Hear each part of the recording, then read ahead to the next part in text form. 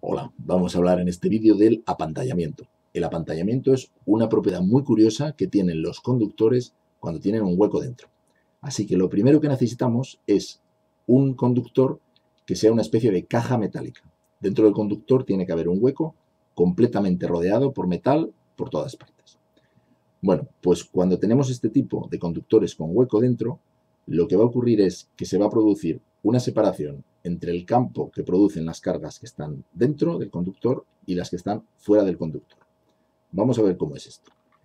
Empecemos hablando de las cargas que están dentro del conductor. Las cargas que están dentro del conductor, hay una carga Q o las que sea en el hueco y también hay una parte de la carga del conductor que se va a la superficie interior del conductor. Bueno, pues lo que ocurre aquí es que el campo que crea esa carga Q que está en el hueco más la de la superficie interior, dentro del hueco valdrá lo que valga. Pero en el conductor y fuera del conductor, el campo conjunto es cero, el creado por esas cargas que están dentro. Curioso, ¿no?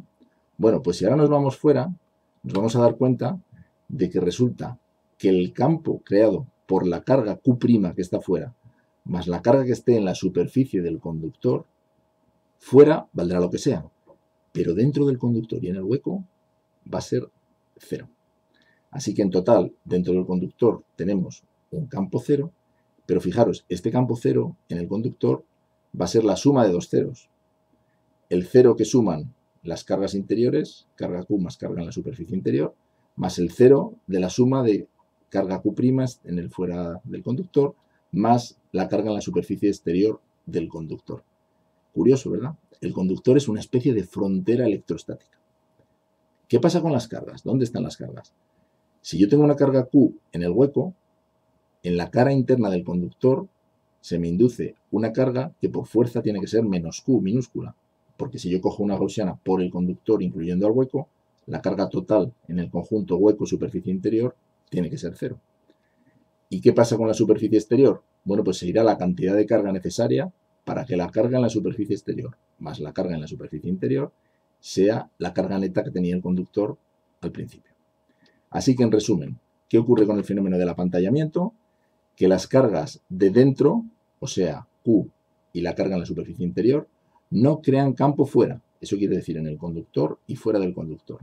Y las cargas que están fuera, Q' y la carga que está en la superficie exterior del conductor, no crean carga dentro, ni en el conductor ni en el hueco. Así que en el conductor, finalmente, el campo es cero. Este es el apantallamiento. Vamos a ver un pequeño ejemplito y después veremos una pequeña demostración de por qué esto ocurre y por qué esto corresponde con las propiedades de la ecuación de Laplace.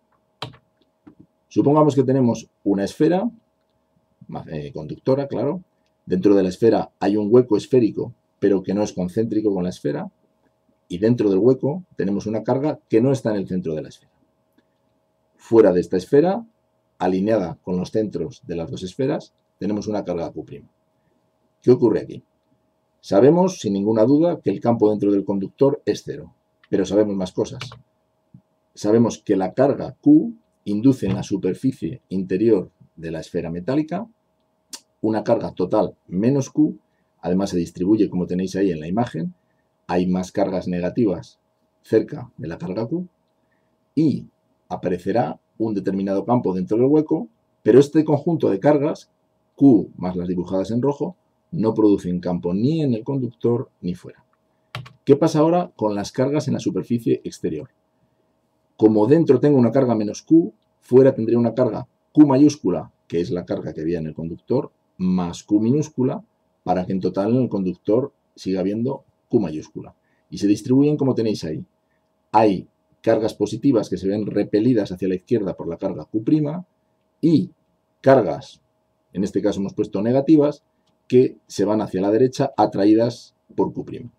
Lo que es muy importante es que en este efecto el hueco de dentro no interviene para nada, solo para saber la cantidad de carga que hay fuera. Pero la forma en que se distribuyen solo dependen de cómo esté situada el valor que tenga la carga Q'.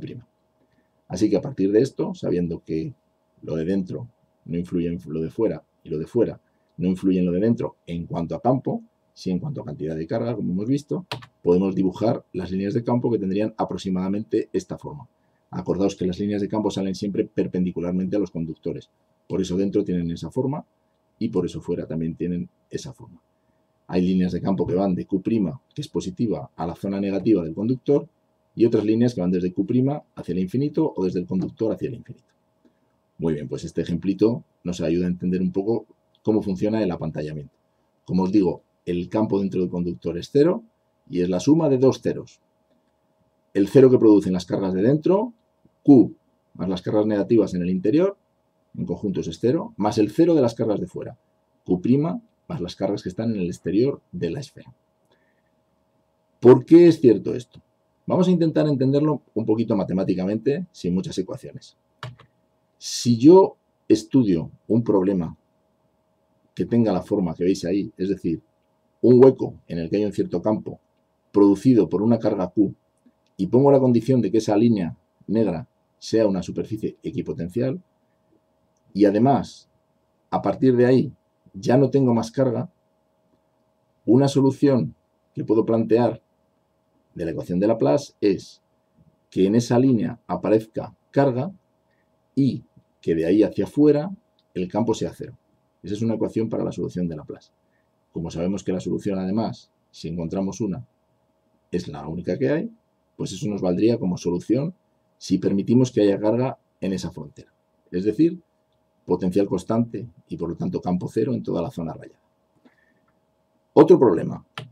Vamos a suponer ahora que tenemos una carga Q' y un conductor macizo en el que ponemos la condición de que el potencial sea constante, por lo tanto el campo cero. Bueno, pues hay una solución de la laplaciana que es justo eso, que el potencial valga cero en toda la zona y que aparezca una carga en esa superficie Q exterior. Ahora, si yo sumo estas dos soluciones, se sigue cumpliendo que en el interior del conductor el campo es cero y se cumple que los campos exterior e interior son independientes. Tengo que ajustar las cargas, pero como hacer que haya más carga en la zona exterior o la zona interior es un cambio proporcional, no me cambia el hecho de que el campo sea cero dentro del conductor. Pues esto es todo. Muchas gracias por la atención y espero que hayáis entendido cómo funciona este fenómeno tan curioso del apantallamiento.